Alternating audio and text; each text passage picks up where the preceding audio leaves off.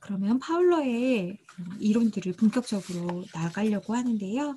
6단계로 이야기하고 있습니다. 여러분들 잘 들으시고 잘 정리하시면 참 좋겠습니다. 첫 번째는요. 그 1단계 전의 단계예요. 파울러가 이야기하는 영화기. 영화기를 뭐라 그러냐면 미분화된 신앙이라고 해요. 미분화, 이게 무슨 말이냐면 분화는요. 떨어졌다. 그러니까 분리됐다라는 건데 미분화는 뭐냐면 분리되지 않은 때를 말하는 거예요. 그래서 어머니가 옆에 없으면 아기는요. 불안과 공포를 느껴요. 그런데 엄마가 다시 돌아오면 다시 이렇게 평안해지고 신뢰하게 되는 거예요. 이게 제일 중요한 게 이게 뭐냐면 이게 바로 하나님께 대한 최초의 전 이미지예요. 하나님께 갖게 되는 이미지를 구성하기도 전에 갖는 이미지라는 거예요. 이게요, 사실은 파울로는 이걸 알았을까 모르겠는데 이게 제일 중요해요. 아기가요, 옆에 부모가 없으면요, 울게 돼요. 그게 정상인 거예요. 네. 아이가 옆에 부모가 없는데도 아무렇지 않으면 그건 비정상인 거죠. 그런 의미에서 신앙의 측면에서요, 내가 하나님과 관계가 없는데 너무 잘 살아? 그거 이상한 거예요. 하나님이 내 기도 안 들어주시는 것 같고 하나님이 말씀하시는 게 하나도 나한테 말씀하시는 것 같기도 없고 하나님과 내가 떨어져 있는 것 같은데 그게 내가 너무나 마음이 아파야 되고 그게 너무나 나를 찔러야 되거든요.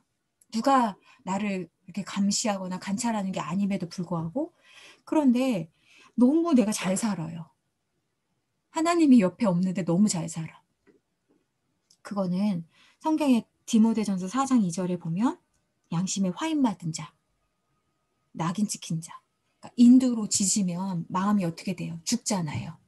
그런 신앙인 거예요. 여러분, 아이는요, 어머니가 옆에 없으면 불안하고 공포를 느껴요. 그래서 아이가 할 수 있는 일은 뭐죠? 우는 일밖에 없어요. 그런데 부모가 처음인지라 아이가 울면 그냥 배고파서 우는지만 아는 거죠. 그래서 이렇게 먹을 걸 주면 아이는 그게 아니라고 혀를 내밀어요. 아니라고. 그러면 기저귀인가 하고 기저귀를 봐요. 그럼 때때로 네가 이렇게 기저귀에 응가를 놔서 네가 불편해서 그랬구나. 때로는 맞춰요. 그런데 그래서 기저귀를 갈아주면 아이는 웃음으로 미소로 우리에게 엄마 고맙다고 표현을 하는 거예요. 근데 때때로는 먹을 거를 줬는데도 애가 혀로 내밀고 이가 없으니까 혀로 내밀고 기저귀를 봤는데 기저귀가 젖지 않았는데 이가 왜 이러는지 근데 아이가 계속 울어요. 그러면 부모가 처음이지만 아이가 왜 불편한지를 막 이제 살펴보는 거죠. 그래서 아이를 딱 들어서 안아보니까 아이가 열이 있어요. 얘가 열이 나서 그렇구나. 이렇게 부모도요, 아이를 보면서 시간을 통해서 서로의 신뢰 관계가 쌓아지는 거라는 거죠. 여러분들이 사역을 나가시면 또 누군가에게 신뢰를 얻고자 하시면 그거에는 시간이 필요해요. 그리고 그들이 말하는 그 언어를요, 여러분들이 잘 해석해 줄 수 있어야 되는 거예요. 나는 좋은 마음으로 했는데 넌 어떻게 그렇게 말하니 하면서 싸우는 문제가 아닌 거예요. 상처가 많은 사람일수록 믿지를 못합니다. 그리고 계속 공격하는 거예요. 영아기 때는 미분화된 신앙이라고 그랬어요. 이때는요. 신뢰, 용기, 희망, 사랑 같은 씨앗들이요. 내포돼 있어요. 씨앗들이라고 그랬어요. 이것들이 자라려고 준비하고 있는 거예요. 근데 아이가 우는데 엄마가 또는 주된 양육자가 예를 들면 베이버 위스퍼나 뭐 여러 가지 요즘 나온 책들처럼 얘는 몸무게가 지금 이 정도니까 먹을 양이 지금 이 정도야. 어떤 아이는요, 먹을 양이요, 몸무게보다 더 많이 먹는 아이들이 있거든요. 어떤 아이는요, 먹을 양이 딱 정해져 있는데 그거 안 먹어요. 인간은 로봇이 아니거든요. 인간은 동물이 아니거든요. 저도 아이를 낳기 전에 많은 또 육아 서적을 보면서 이 부분은 내가 처음이잖아요. 보면서 굉장히 규칙적인 거를 봤어요. 아이를 어떤 책에서는 사람들이 많이 보는 책에서는 아이들 손 탄다 많이 안아주지 말아라. 예. 여러분 한번 생각해 봅시다. 그걸 만약에 우리가 전공자들이 아니라고 하면 우리는 그것을 그냥 아마 신뢰할 거예요. 많은 사람들이 본 베스트셀러 책이고 육아에 많은 도움을 받았다고 하니까 우리는 시간을 맞춰서 많은 사람들이 그렇게 해요. 아까 먹었잖아. 조금만 참어. 그럼 아이가 울다가 어떻게 해요? 멈추는 거예요. 왜냐? 내가 울어도 소용이 없구나라는 걸 아이는 이제 알게 되는 거죠. 그럼 여러분 어떻게 생각을 하게 될까요, 아이들은? 신뢰하지 못하게 되는 거죠. 내가 배고프면 부모님이 내가 배고픈지 뭔지 몰라도 나를 즉각 안아주고 나의 눈을 마주쳐주고 나에게 어떤 말을 걸어주고 그러면 얘는요 아는 거예요. 아, 내가 이렇게 조금만 반응해도 우리 부모님이 나를 도와주는구나 하고 무엇이 생기냐면 기본적인 신뢰에 대한 경험이 쌓이는 거예요. 기본적으로 내가 이 세상에 나왔는데 엄마 몸에서 생각해 보세요. 엄마 몸에서 우린 하나였어요. 그런데 응애 하는 순간 세상에 나왔어. 얼마나 무서워. 얼마나 두려워. 빨개 벗고 나왔는데 너무 무서운 거잖아요. 얼마나 두렵고 얼마나 무서워. 그런데 어떤 존재가 엄마인지도 모르는데 익숙한 그 심장 소리와 내가 그 뱃속에서 들었던 익숙한 심장 소리와 그 냄새 그리고 부드러운 목소리 그리고 내가 필요할 때 제때제때 반응해주는 그런 것을 통해서 내가 울어도 내가 너무 자지러지게 울지 않아도 돼. 왜냐? 내가 조금만 울면 우리 부모님은 나를 챙겨주시니까 라는 신뢰의 마음이 생기면 그런 사람들은 하나님에 대한 궁극적 신뢰를 갖기가 너무나 뭐라고 표현해야 될까요? 너무나 용이한 거죠. 그런데 이 세상에 처음 만난 그 사람이 그 세계가 나한테 다가왔는데 내가 울어도 반응이 없어. 내가 울어도 오히려 더 신경질 내. 나를 돌보는 그 대상이 나한테 더 신경질을 내고 내가 똥을 쌌는데 이거를 칭찬해 준 게 아니라 더럽다고 하고 아이고 찌지 하면서 엉덩이를 두들기고 날카롭게 하고 짜증난다고 하고 그렇게 이야기하면 얘는 내가 처음 만나는 그 전부인 세계와 관계적인 상호성이 이렇게 실패하게 되면서 이게 나를 내가 믿을 수 없는 존재이기 때문에 나한테 이렇게 하는구나라는 것을 경험하게 되는 것이죠. 그래서 이 단계는 굉장히 중요한 단계입니다. 이 단계는 이 아이가 전부인 것처럼 받아들여야 되는 단계인 거예요. 그래서 교회 처음 온 사람 또는 믿음이 없는 사람이 그 믿음 있는 사람들 가운데 전부여야 돼요. 그런데 그렇게 하기가 우리는 되게 어려워요. 마치 믿음을 만약에 성적으로 표현한다면 100점이 0점을 한 10점을 바라보는 그런 느낌이라고 해야 될까요? 그런 의미에서 예수님은 그 어린아이와 같은 사람을 중심에 두신 것 같아요. 영아기 아이는 할 수 있는 게 하나도 없어요. 무엇을 믿어야 될지도 모르겠고 내가 할 수 있는 건 우는 것밖에 없고 기껏해야 손과 발을 이렇게 옴지락 움직이고 그리고 부모에게 줄 수 있는 거는 미소 그리고 울음 이게 전부이죠.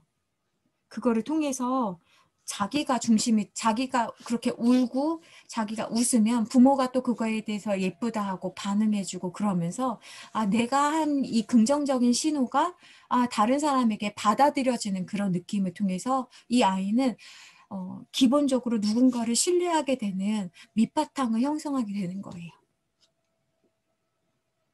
또한 이 아기는 자기를 돌보는 대상을 통해서 자기는 손으로 자기가 뭘 할 수가 없잖아요. 이렇게 예를 들면 우유를 먹을 수도 없고 또 밥을 떠먹을 수도 없는데 누군가가 자기와 연장선상에서 절대적인 존재가 자기의 필요를 다 채워주는 거예요. 그렇게 하면서 때때로는요. 그래서 아기가 안 먹겠다고 하면 그만 먹여야 되는 거고요. 아기가 생각보다 더 많이 먹는 아기도 있거든요. 그럼 더 많이 먹여야 되는 거죠. 그 아이에게 맞춰야 되는 거죠. 책으로 이 정도 먹으면 돼라고 하는 게 아니라 그 나중에 아기를 낳아 보시면 많은 책들이 몸무게가 어떻고 키가 어느 정도면 뭐 분유의 양을 이만큼만 하시면 됩니다라고 해요. 그런데 저도 그거에 맞춰서 했는데요. 우리 초등학교밖에 나오지 않은 우리 시어머니는 그 모든 것들을 다 무시하고 애가 먹겠다는데 하고 막 먹이시기를 시작했어요. 처음에 저는 너무나 어려웠어요. 난 배운 여잔데 배운 여잔데 우리 어머니는 자꾸 간끼 먹이고 막 했는데요. 그런데 오히려 못 배운 사람이라고 표현해서 좀 죄송한데 저희 어머니를 얘기하는 건 아니라 오히려 책을 읽지 않은 사람이 더 건강하게 키워요. 저 그런 것들을 많이 경험을 합니다. 그래서 어머니에게 많이 배웠어요. 아이를 키우면서 하마터면 실수할 뻔한 것들을 내가 손이 아프고 내가 너무 이렇게 그래도 내가 병원에 가서 주사를 맞더라도 아이를 많이 안아줬고 그때 너무너무 잘한 것 같아요. 그래서 여러분들이 만나는 전문 서적이 여러분들이 알고 있는 것과 너무나 다를 수 있다. 그 사람들은요, 이런 예를 들면 신앙 발달 안 배운 사람들이에요. 일반 유아 서적들은요. 예. 그러니까 굉장히 큰 차이가 있는 거죠. 그러면 그렇게 우리가 이렇게 예를 들면 아기 침대에 이렇게 딱 놓고 아기를 관찰만 하면서 이렇게 하면요. 여러분 한번 생각해 보세요. 약 오르지 않을까요? 이런 생각해 보세요. 전 가끔 아이 입장에서 생각해 보거든요. 나는 지금 원하는 게 눈 맞춤이 아니라 나는 밥을 달라고 막 그러는데 아까 먹었잖아 하고 계속 웃고 있어. 나를 보고. 그러면 어느 정도 하다가 좀 짜증나지 않을까요? 한번 생각을 한번 해보세요. 그래서 충분히 자기가 중심이 된 사람이 충분히 신뢰를 경험한 사람이 누군가를 신뢰할 수 있게 된다라는 측면에서 그래서 나는 잘 신뢰를 못하는구나 이런 생각도 해요. 여러분들은 누군가를 잘 믿나요? 한번 생각해 보세요. 여러분들은 사기를 당하라는 게 아니에요. 그게 아니라 누군가가 이렇게 누군가를 잘 믿고 이렇게 신뢰하시는지 좋게 생각을 해주시는지 한번 생각해 보세요. 그래서 이 원시적인 신앙 단계, 그러니까 1단계도 아닌 그 전에 있는 단계에서 이게 얼마나 중요해요. 근데 파울로는 이거를 삐아제 같은 사람들은 이게 인지 구조로 하면은 이게 신앙 전이잖아요. 표현하지 못한 단계니까 이 단계를 얼마나 놓치는 거예요. 그렇죠? 근데 이렇게 배워보면 이때가 너무 중요하잖아요. 이때가 무너지면 신뢰를 경험하지 못하는데 여러분들이 암만 하나님은 사랑이시다. 하나님은 여러분의 보호자가 되십니다. 해도 애들은 들으면 이제 청년들 듣고 이러면 비웃는다고요. 웃기시네. 너한테는 좋은 하나님일지 몰라도 내가 경험한 건 아니야. 나는 온통 나쁜 사람만 경험했는데 라고 이야기할 수 있다는 거예요. 그럼 그 사람은 왜 그래요? 어떤 사람은요. 너무 신뢰를 잘하는 사람이 있어요. 긍정적인 사람이 있어요. 어떤 사람은 뭔 말만 해도 의심하고 못 믿고 그런 사람들이 있다라는 거죠. 그래서 원시적 신앙 단계에서 권위의 소재는 가정이다. 자, 1단계에 들어갑니다. 1단계는 이제 직관적 투사적 신앙이에요. 이때는 그 학교 가기 전에예요. 초등학교 학교 가기 전에. 그러니까 미취학이라고 하는 그러니까 취학을 중심으로 하는 단어죠. 그것도. 그래서 유아부, 유치부 단계예요. 직관적이라는 건 뭐예요? 우리가 얘기할 때 너 왜 걔 좋아? 그러면 그냥 느낌이 좋아? 라는 그런 거. 그게 직관이죠. 왠지 저 사람은 말은 잘하는데 왠지 영혼이 없어. 왜요? 왜 그렇게 생각해? 그냥 느낌이 약간 직관적으로 안다고 해야 될까? 뭐 이런 게 직관이라고 할 수 있겠어요. 쉽게 말하면. 투사는 뭐예요? 내가 그렇게 믿으면 너도 그렇게 믿는다고 생각하는 거예요. 그러니까 내가 오늘 짬뽕 먹고 싶으면 너도 짬뽕 먹고 싶지라고 하는 거예요. 그러니까 내가 아프면 너도 아프다고 생각하는 거예요. 그게 투사라고 할 수 있겠죠?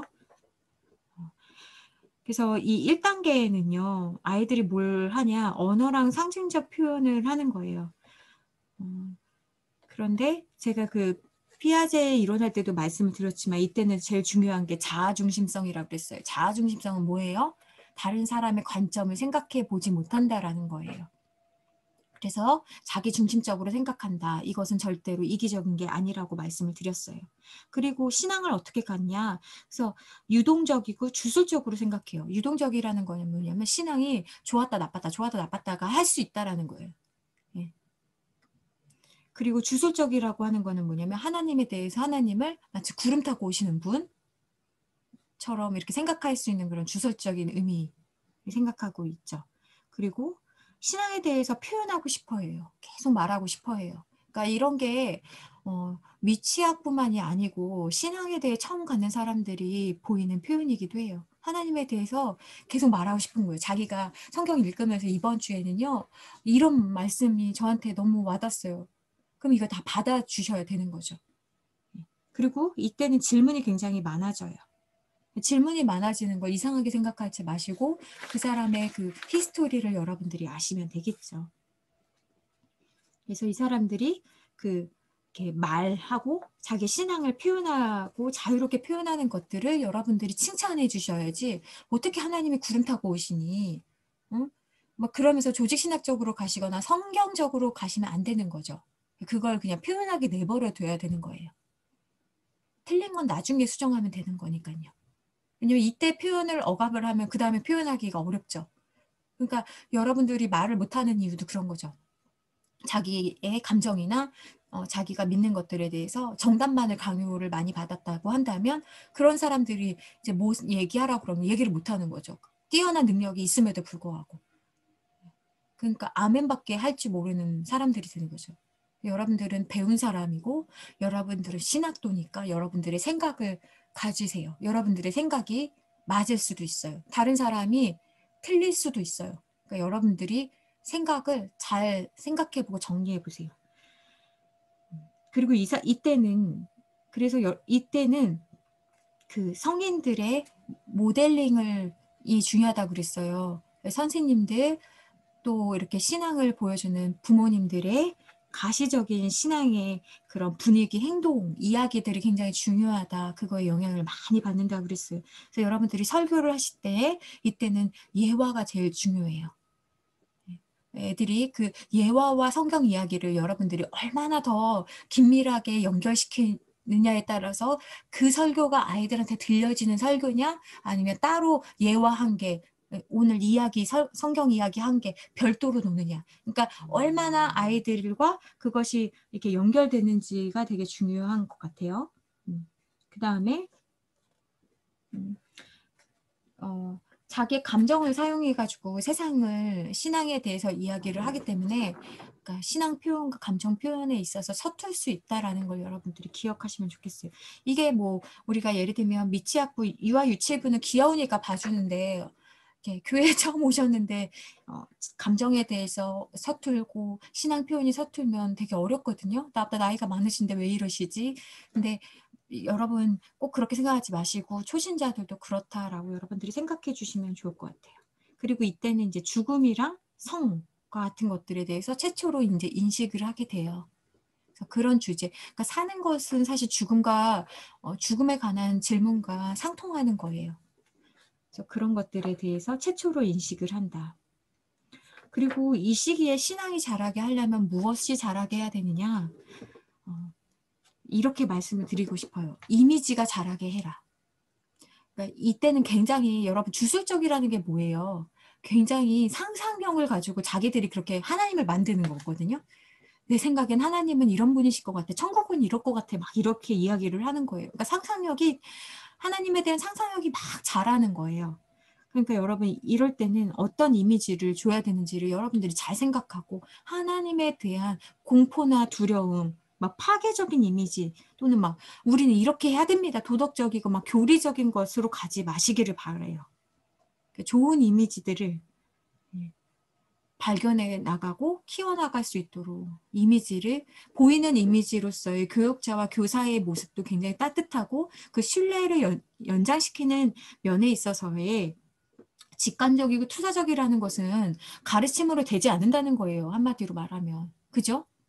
그러니까 그런 것들에 대한 것들을 여러분들이 잘 그 아이들이 하는 표현과 경험, 해석 같은 것들을 상호작용하는 것들, 그리고 이미지를 형성해 주는 것들에 대한 것들을 여러분들이 도와주시기를 바란다. 2단계는 신화적, 문자적 신앙이라고 합니다. 2단계. 신화적, 문자적이라는 건 이제 초등학교예요. 그래서 이때 사고는 굉장히 체계적이고 귀납적이고 연역적이라고 할 수 있겠습니다. 그러니까 자기의 경험을 이제 이야기로 말할 수 있는 거예요. 근데 여러분, 이때는 신화적이고 문자적이라는 거는 뭐냐면 믿음이 있어서 예배 참석하는 아이들도 있겠지만 죄책감이 싫어서 예배 참석하는 아이들도 많다라는 거예요. 그러니까 문자적인 것에 갇혀져 있기 때문에 그래요. 2단계는 사실 초등학교 시기라고 말씀을 드리지만 파울로 같은 경우에는 많은 청소년들과 성인들도 2단계에 머물러 있다라고 생각을 합니다. 그래서 이 단계에서는 자기의 생각보다는 자기의 공동체가 속해 있는 그 공동체의 이야기와 신념들과 간행들을 그냥 자기가 그냥 취하게 되는 단계.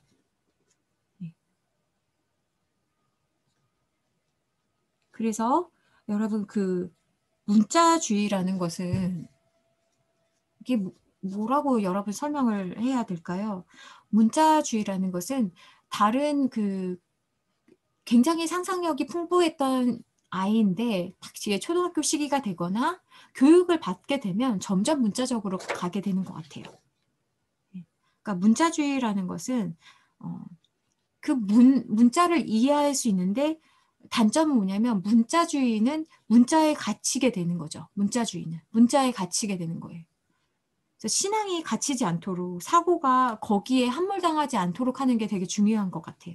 그러니까 여러분 문자주의는 이런 말로 해석할 수 있을 것 같아요. 완전주의. 그러니까 많은 사람들이 신앙을 두려워하는 게 문자주의에 갇히기 때문에 그런 것 같아요. 술을 먹지 않아야지 기독교인이 될 것 같고, 예를 들면 바람을 피우지 않아야 기독교인이 될 것 같아요. 라는 것들이 이제 문자주의나 완전주의에 이제 갇혀진 거죠. 그런데 뭐 술을 끊고 교회 오겠습니다. 술을 끊고 교회 오겠습니다라고 이야기하는 사람은 문자주의에 갇혀진 거죠. 근데 더 상위에 있는 신앙의 단계에 있는 사람들이 뭐라고 이야기해줘야 돼요? 술 드셔도 교회 와도 돼요. 라고 할 수 있어야죠.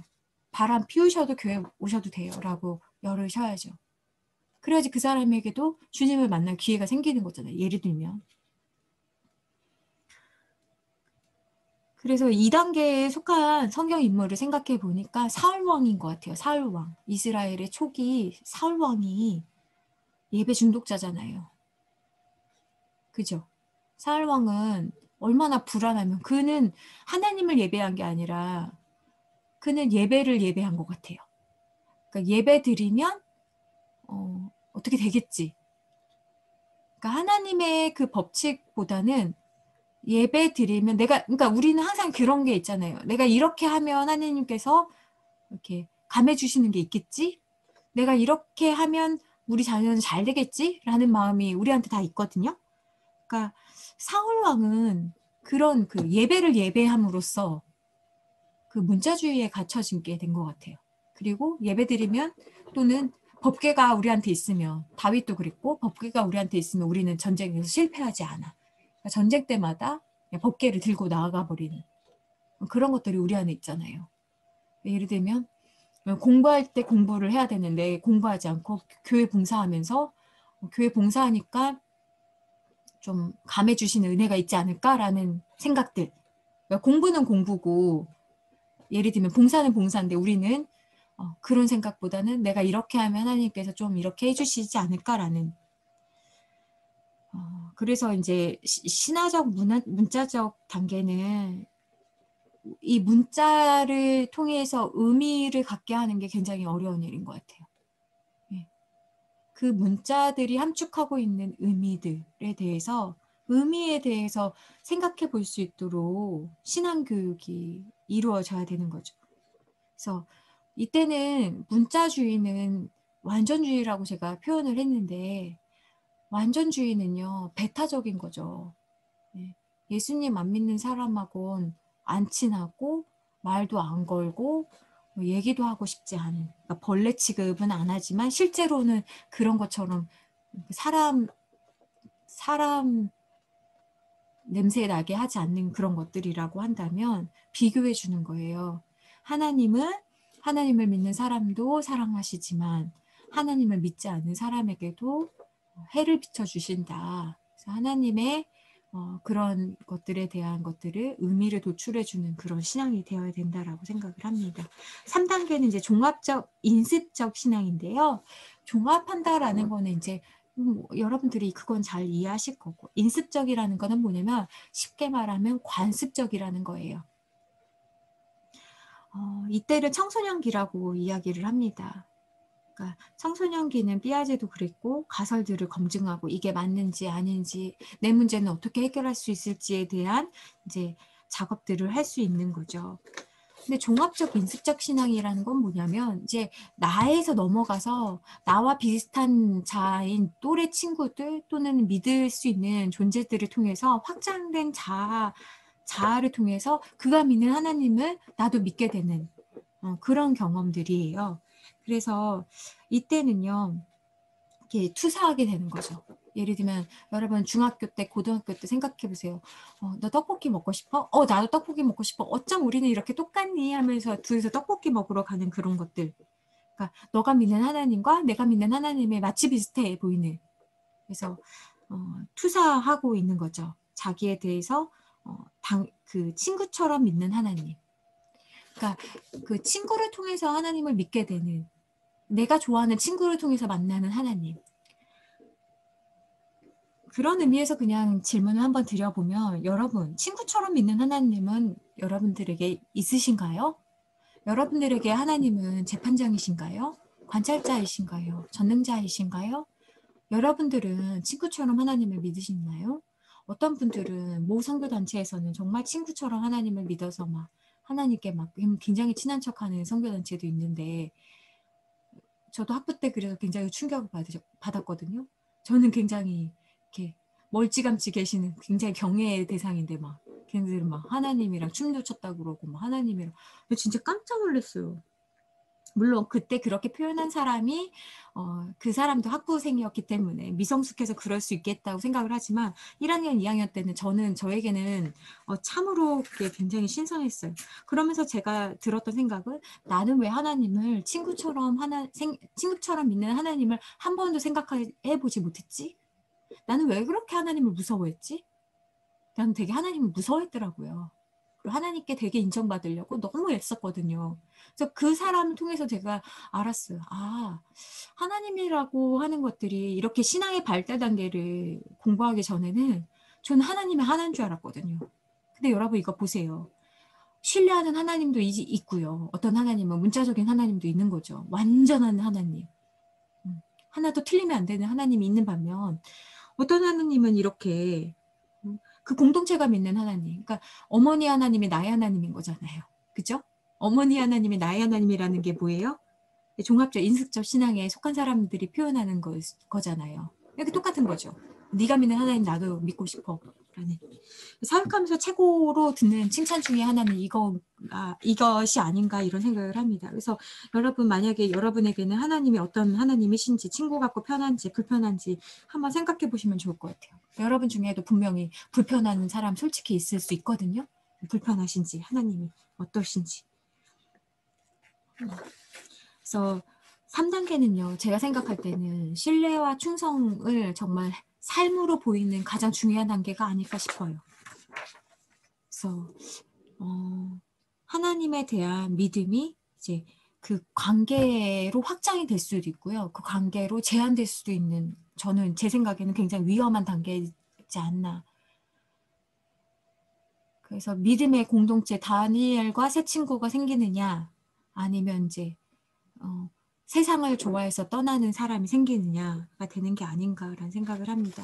이 시기에는 이제 수능을 하게 됩니다. 점점요, 여러분 그 나이가 들면서 이 신앙의 발달 단계도 보면요, 점점 수능하게 돼요. 그러니까 처음에는 여러분들은 제발 용감하셔야 되는 거예요. 안 그러면 이제 여러분들도 수능하게 되거든요. 점점 수능하게 돼요. 다 이해가 돼. 반대하는 사람도 이해가 되고요.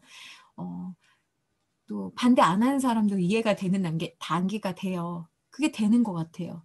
그래서 제가 옛날에 어떤 교수님이 해주셨던 말씀이 너무 제 마음속에 있는데 노 교수님이 그러셨어요. 젊을 때는 옳으냐 틀리냐로 목숨을 걸었다. 그런데 나이가 드니까 좋으냐 나쁘냐로 간다고. 그러니까 대부분 수용하게 된다고. 그래서 그때는 저는 그 이야기를 학부 때 들을 때는 비겁하다 생각을 했어요. 그냥 그거는 또 하나의 그냥 근데 정말 그렇게 되는 것 같아요. 그러면서 정말 종합적으로 되는 것이 아닌가 신앙이라는 것이. 우리가 극단으로 가잖아요. 나는 맞으면 너는 틀린 거잖아요. 그게 문자주의잖아요. 그죠? 싸울 준비하면 내 말은 맞고 네 말은 틀린 거잖아요. 근데 신앙이라는 것이 종합적이고 인습적이라는 것은 그 공동체가 왜 그렇게 이야기하는 건지를 검증하게 되고 생각해 보게 된다. 그래서 전통적인 관습들을 그대로 받아들이기 때문에 일치시키기 때문에 이 말은 뭐냐면 다른 사람의 기대를요 억지로 자기가 맞춘다는 거예요. 그러니까 청소년기에는 자기의 신앙이 홀로 서지 않으면 대부분 어떻게 돼요? 종합적, 인습적 신앙은 뭐예요? 그냥 그 수준에서 부모님이 믿는 하나님 수준을 넘어서지를 못하는 거죠. 그러니까 내 하나님이 돼야 되거든요.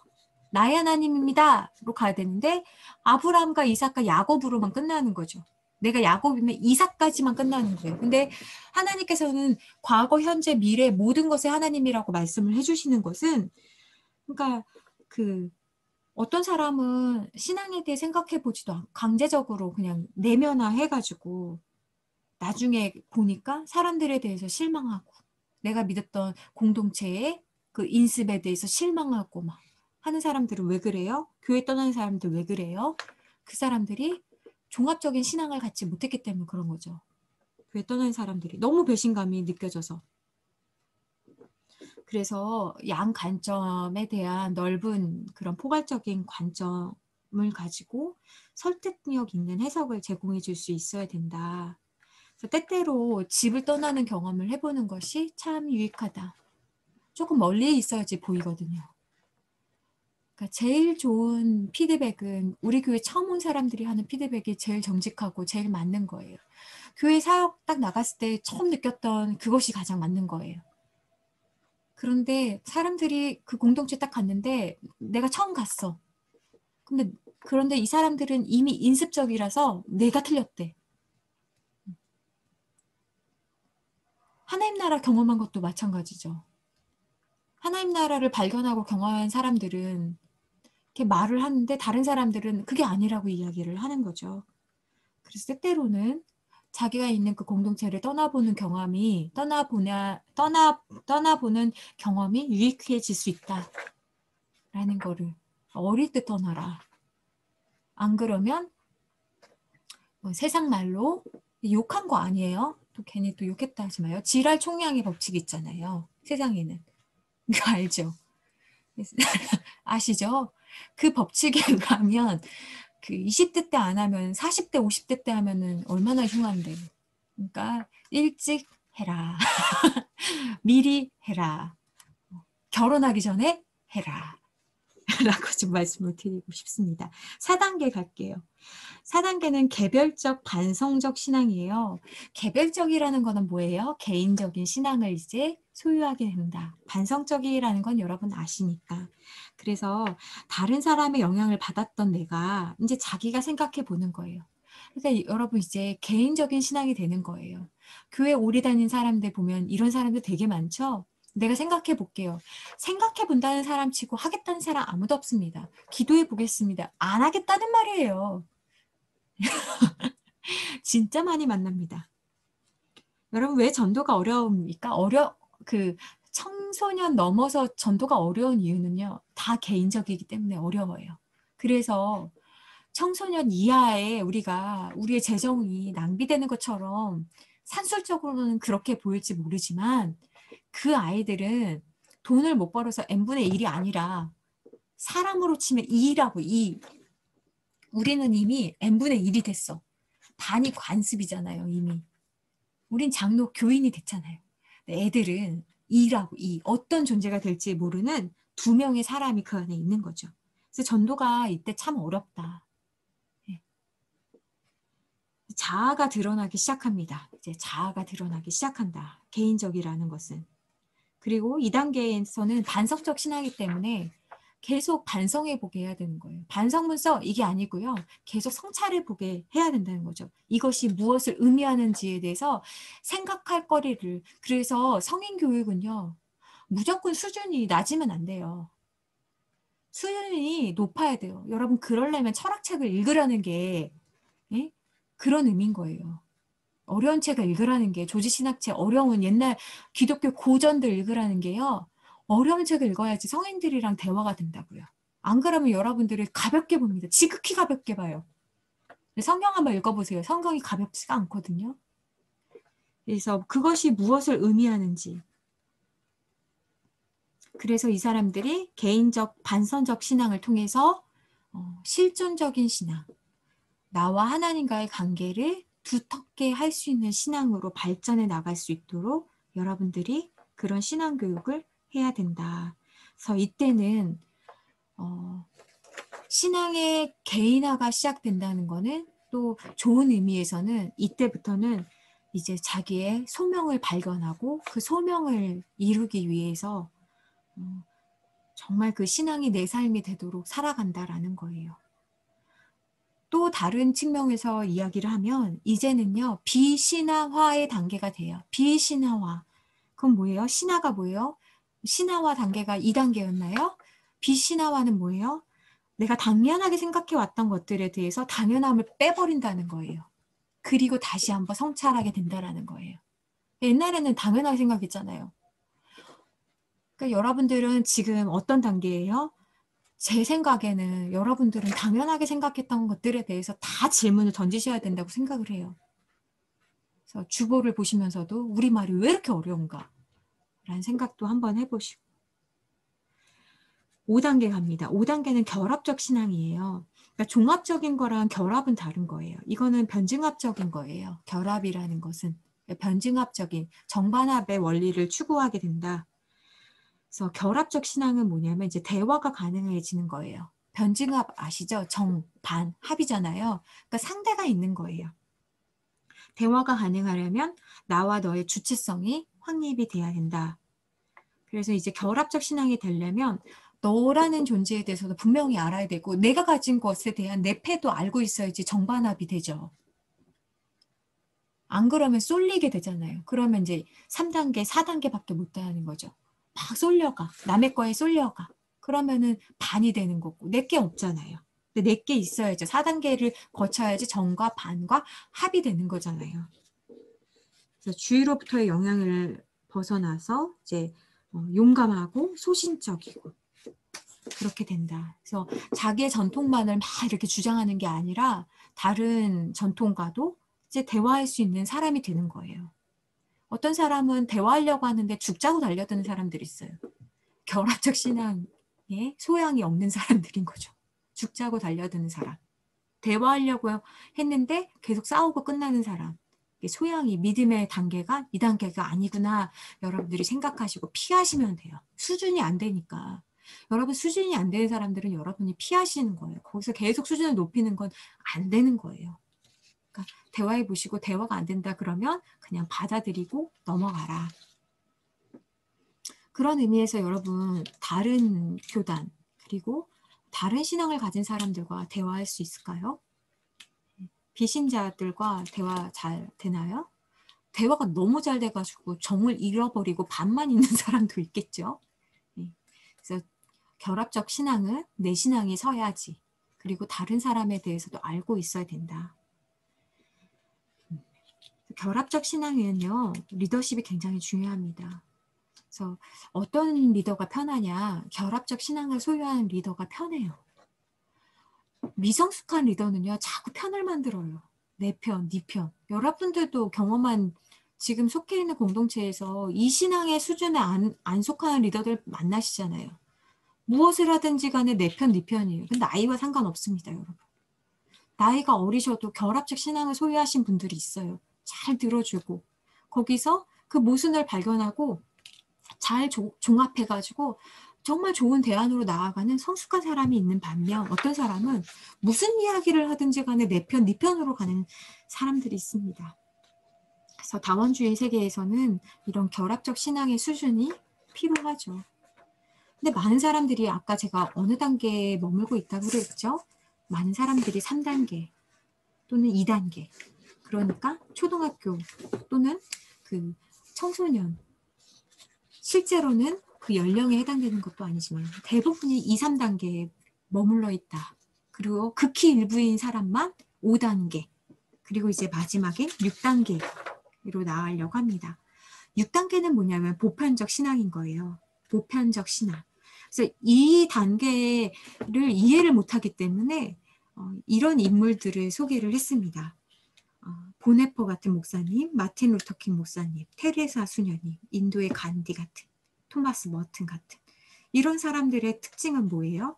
자기의 삶이나 이익보다는 전 세계를 향한 보편성, 공공성에 앞장선 사람들이다 해서 여러분 여기에는 기독교인이 아닌 사람들도 파울러가 이야기한 것은 이런 사람들이 높은 수준의 신앙을 가진 사람들이다라고 이야기하는 것입니다. 그래서 이 사람들은 자신을 바치는 일에, 기꺼이 순교하는 일에도 자신의 삶을 바치는 일을 마다하지 않는 사람들입니다. 그래서 한번 또 생각을 해봤어요. 보편적 신앙은 뭔가요? 여러분들도 보편적 신앙에 동참하실 수가 있어요. 그 말은 무엇이냐면요. 저는 가끔 내가 할 수 있는 일이 점점 많지 않다라는 것에 굉장히 실망할 때가 많았어요. 예를 들면 저는 학부 때 정말 한국교회와 세계교회를 섬길 위대한 사람이 되려고 제 삶을 드린 거였거든요. 근데 실제로는 내가 할 수 있는 일이 많지 않다라는 걸 보고 제가 깜짝 놀랐어요. 그리고 제가 신앙과 신학을 배우면서 예수님이 말씀하신 그 길과 또 신학교에서 우리가 성공하는 목회나 많은 양들을 돌보는 목회와는 또 다른 길이구나라는 것을 경험하면서 나는 예를 들면 많은 사람이 가는 그 길로 갈 것이냐 아니면 이 길 중에서도 좁은 길로 갈 것이냐라는 고민에 빠지면서 내가 할 수 있는 일이 도대체 이 많은 곳 가운데 내가 뭘 하나 아무것도 하지 말아야 되나? 라는 마치 바위에 계란을 치는 그런 느낌이라고 할까? 그런데 한번 잘 생각해 보세요. 6단계의 보편화된 신앙은 뭐냐면 부분적 정의. 그러니까 내가 속한 이곳만으로도 우리는 청소할 수 있어요. 이 내가 있는 이곳만이라도 이곳이 정말 하나님이 임재하시는 곳이라고 한다면 모세가 불타는 떨기나무 앞에서 하나님을 만난 것처럼요. 우리가 할 수 있는 일이 분명히 있다라는 거예요. 그러니까 우리는 마틴 루터 킹이나 테레사 수녀는 되지 못하더라도요. 우리가 정말 하나님 나라의 가치를 위해서 우리의 삶을 특히 여러분들도 저와 마찬가지로 여러분들도 여러분의 삶을 하나님께 드린 거잖아요. 그러면 여러분들이 지금 있는 곳에서 내가 만나는 친구들, 학생들, 또 교회에서 선생님들, 목회자들을 통하여서 여러분들이 그들에게 영향을 끼칠 수 있다라는 거예요. 그러니까 이 관점은 뭐냐? 내 관점이 아니라 보편적 신앙은 뭐예요? 초월자의 관점, 하나님의 관점에서 내 삶을 보면서 내가 할 수 있는 일을 지금 하는 거죠. 그러니까 데모도 할 수 있는 마틴 루터 킹처럼 데모도 할 수 있는 거고. 이 사람들이 만약 전 세계를 바꾸려고 했다면 아무것도 아니었 존재가 됐을 거예요. 이 사람들은 전 세계를 바꿀 생각을 하지 않았죠. 자기가 있는 곳에서 자기의 일을 묵묵히 감당했던 사람들이 인도도 찾아가게 된 거죠. 예를 들면 그런 거예요. 그러니까 우리가 할 수 있는 일은 한국을 바꾸지 못하고 내가 속해 있는 광장동을 바꾸지 못한다고 할지라도 내가 있는 내 사무실, 내 자리 그리고 그래서 누군가를 위해서 보편적인 선을 행할 수는 있다는 거죠. 그런 사람이 어떤 사람이에요?